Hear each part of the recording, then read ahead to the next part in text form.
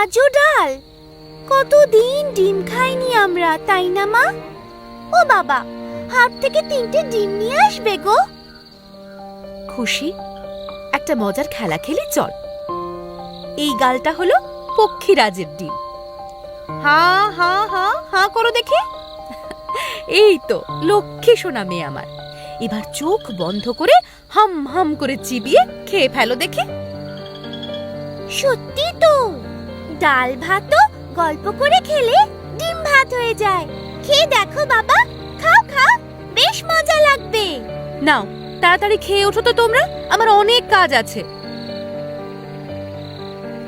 আর খাবো না মা, পেট ভরে গেছে। বাবা, তোমাকে ডিম আনতে হবে না, থাক। জানো মা, রানুদের বাড়িতে আজ পিঠে পায়েস হয়েছে। আমরা কতদিন পিঠে পায়েস খাইনি। কাল বানাবে গো পিঠে পায়েস। মেয়ের এই সামান্য আবদারেই মা বাবার চোখে জল চলে আসে।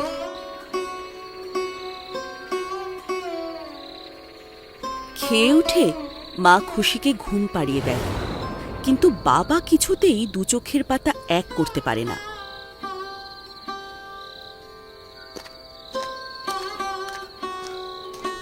খুশির সামান্য ইচ্ছে পূরণ করতে না পারার কষ্ট তার মনকে কুঁড়ে খেতে থাকে।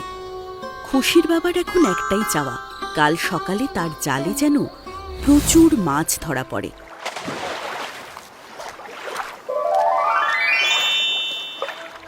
করুণাময় ঈশ্বরের কাছে হাত জোড় করে মেয়ের জন্য এক চিলতে খুশি ভিক্ষা চায় খুশির বাবা। খুশির মা খুশির বাবার এই কঠিন পরিস্থিতি আঁচ করতে পেরে বলে, খুশির কথায় শুধু শুধু মন খারাপ করো না, ছেলে মানুষ তো, অত কিছু বোঝার ক্ষমতা এখনো হয়নি। না গো না, মেয়ের কথায় মন খারাপ করতে যাব কেন?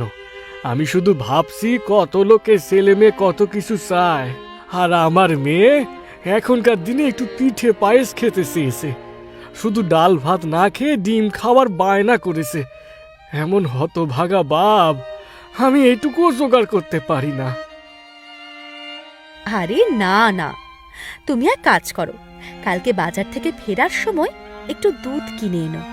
রাতে খুশিকে দুধ ভাত খাইয়ে দিলে ও পিঠে পায়েস খাওয়ার কথা ভুলেই যাবে। ওসব বানাতে অনেক খরচা গো, মুদিখানা দোকানের খাতায় বাকি পড়ে গেছে অনেকটা। এখন আর ওসব ঝুঁকি নিতে যেও না। নাও, অনেক রাত হয়েছে, শুয়ে পড়ো। খুশির বাবার মাথায় মেয়ের কথাটা শুধুই ঘুরতে থাকে। জানো মা, রানুদের বাড়িতে আজ পিঠে পায়েস হয়েছে। আমরা কতদিন পিঠে পায়েস খাইনি। কাল বানাবে গো পিঠে পায়েস। ভগবানের কাছে প্রার্থনা করে কাল যেন একটা বড় মাছ পায়। জাল আর হাঁড়ি নিয়ে বেরোনো ছাড়া খুশির বাবার সামনে আর কোনো রাস্তা খোলাও নেই যে কাজ করে সে মেয়ের ইচ্ছে পূরণ করতে পারে। ঠাকুর, ঠাকুর গো, মেয়েটা একটু পিঠে পায়েস খেতে চেয়েছে। এমন পোড়া কপাল যে সেটুকু খাওয়ানোর পয়সাও আমার কাছে নাই। আল যেন নদীতে জাল ফেলে ভালো মাছ পাই, একটু দেখো ঠাকুর, তাহলে সেই মাছ বিক্রি করে একটু চাল, দুধ, গুড় এগুলো আমি সব কিনতে পারবো। মেয়েটার যে বড় পায়েস খাওয়ার শখ। ঠাকুর, ঠাকুর গো, একটু মুখ তুলে চেয়েও ঠাকুর।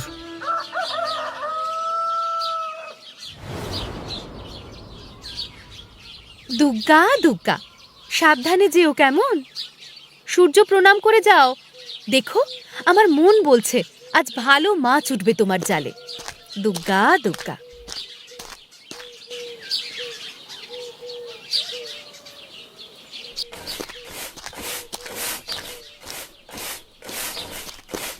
মাছ ফেলো মা, ফাঁকা জাল নিয়ে যেন ফিরতে না হয়। দেখো,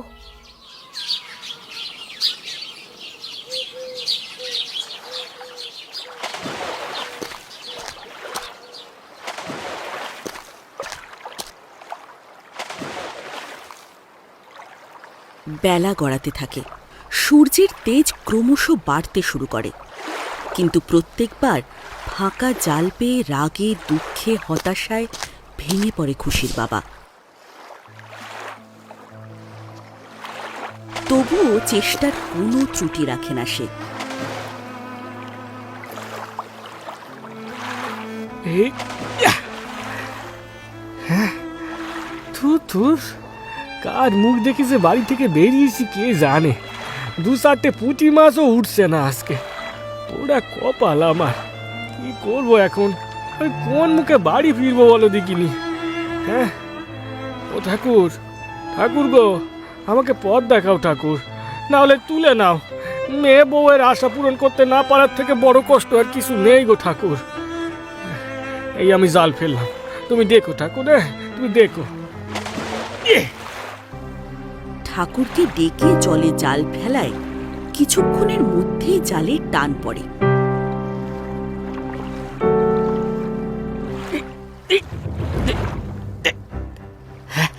জালে টান পড়েছে, তার মানে মাছ বেঁধেছে।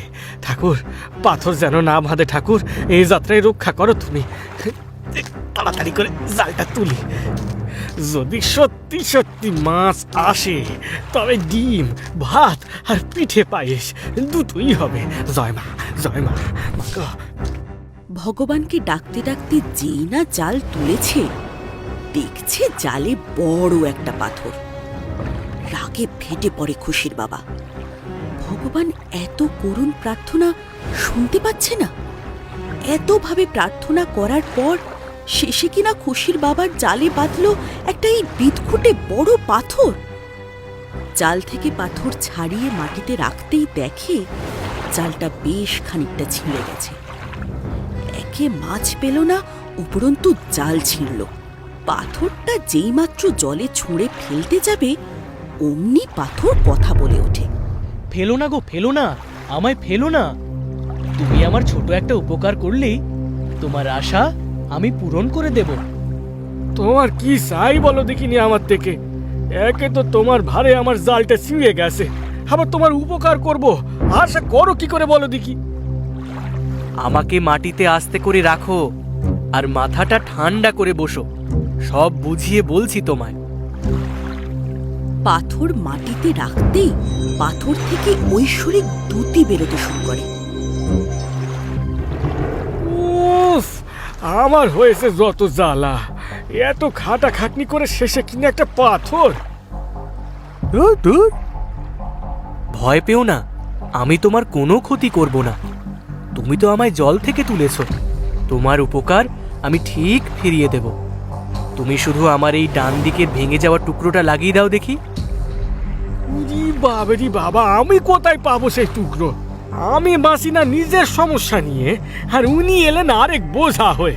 তুমি এখানে থাকো, আমি চললুম ওদিকের ঘাটে, দেখি কোনো মাছ পাই কিনা।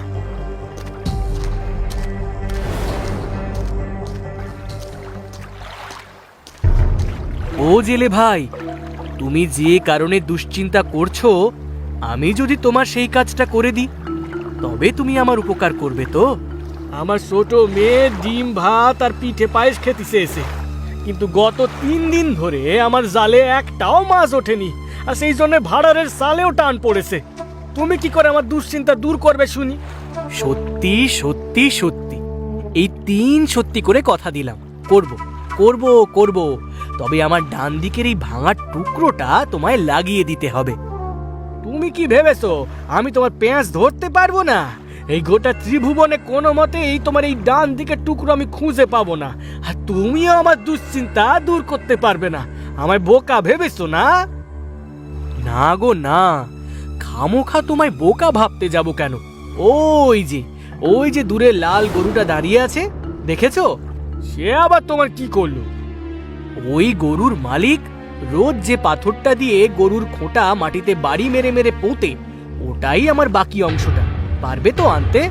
ও হ্যাঁ হ্যাঁ, এ আর এমন কি, কিন্তু ওই লোকটার বাড়ির ঠিকানা তো জানি না। ওই যে দূরে গাঁয়ের শেষ বাড়িটা হলো ঘোষাল বাড়ি। ওই বাড়ির কর্তা রোজ ভোরবেলা মাঠে গরু চড়াতে আসে। বাকিটা তোমার কাজ। আমাকে তোমার ঝুড়িতে ঢুকিয়ে নাও, পেয়ে গেলেই আমি তোমার সব দুশ্চিন্তা দূর করে দেব। খুশির বাবা পাথর ঝুড়িতে নিয়ে চলল ঘোষাল বাড়ির দিকে।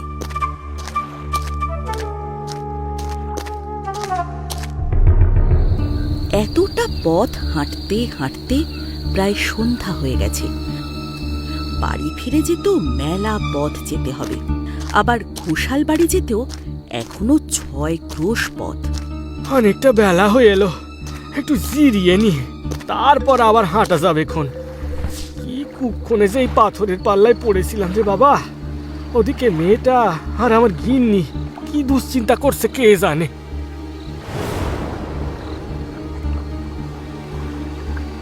একটা গাছের তলায় বসে বিশ্রাম নিতে গিয়ে ঘুমিয়ে পড়ে খুশির বাবা।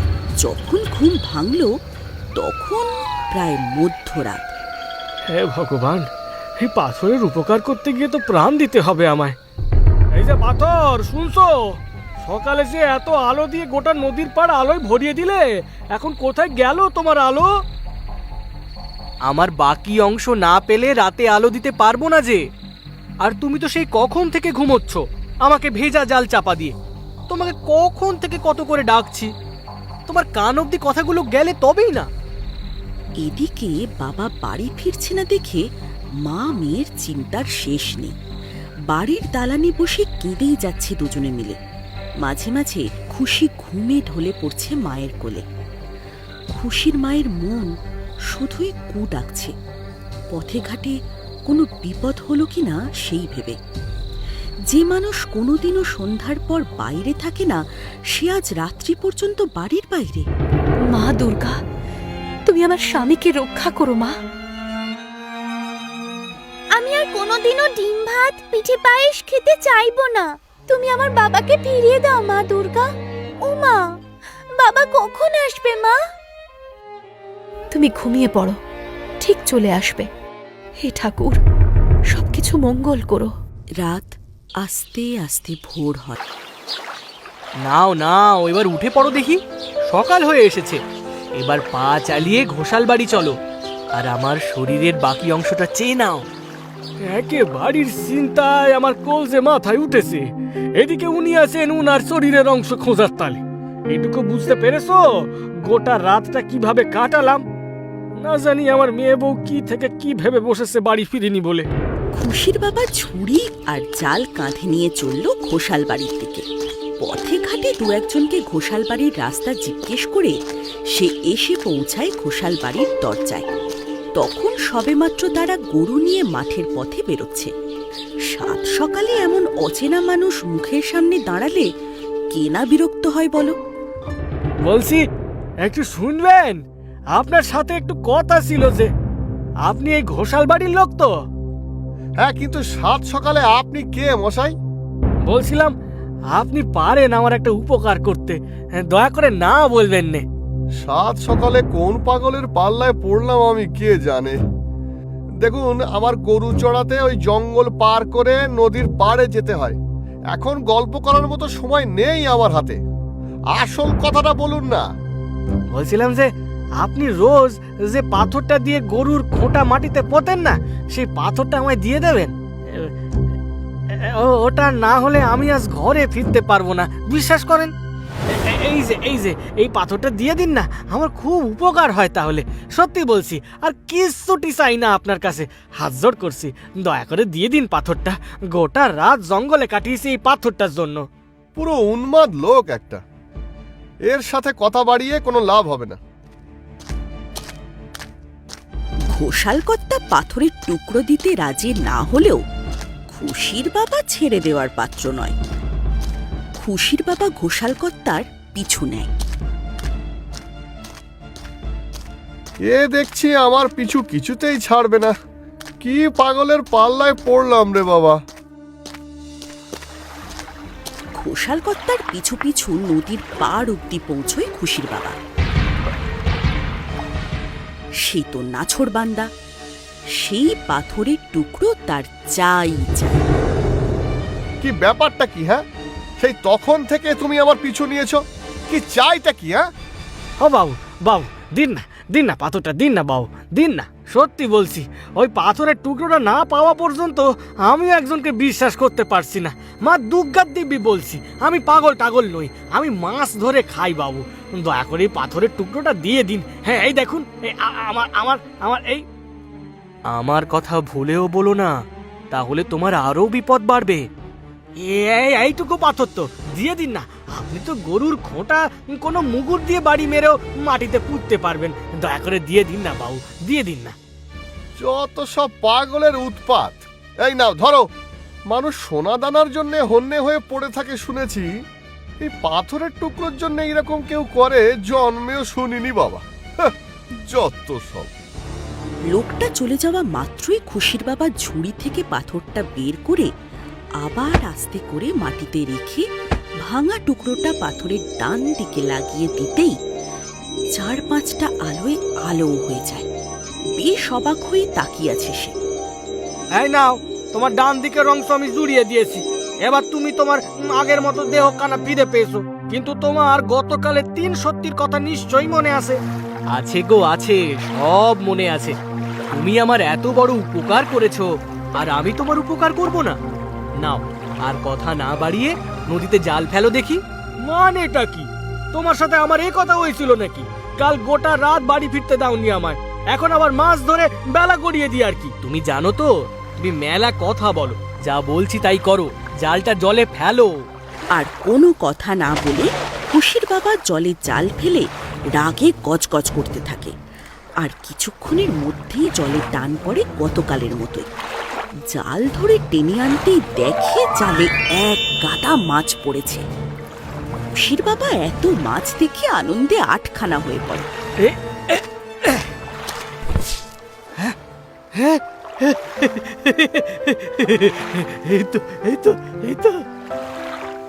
নাও, নিজে অনেক আনন্দ করেছো, এবার এই মাছগুলো তাড়াতাড়ি হাটে বেচে পিঠে পায়েসের জন্য যা যা কিনতে হয় সেগুলো কিনে, আর এই ঝুড়ি ভর্তি ডিম কিনে বাড়ি চলো দেখি। তুমি সত্যি সত্যি তোমার কথা রাখলে। আমার খুশি মতো খুশিতে ভরে যাবে গো। তুমি যাবে আমার সাথে আমার বাড়ি। তুমি না নিয়ে যেতে চাইলে যাবো না। মালাই ষাট, সে কথা কখন বললাম? চলো চলো। খুশির বাবা হাটে গিয়ে সব মাছ বিক্রি করে ঝুড়ি ভর্তি ডিম আর পিঠে পায়েস খাওয়ার সরঞ্জাম কিনে বাড়িতে যেতেই খুশি আর তার মায়ের ধরে প্রাণ ফিরে আসে। পাথরের গল্প দুজনকে শোনাতে তারা একটু স্বস্তি পায়, আর সকলে মিলে বসে ডিম ভাত আর পিঠে পায়েস মজা করে খায়। সত্যি সত্যি মন থেকে ঈশ্বরের কাছে কিছু চাইলে কঠিন পথ হলেও ফিরে পাওয়া প্রাপ্তির আনন্দের কাছে কোনো কষ্টই আর কষ্ট মনে হয় না। আর এই পাথররূপী ভগবান তাদের বাড়িতে আসার পর থেকেই খুশিদের সব দুঃখ কষ্ট দূর হয়ে যায়।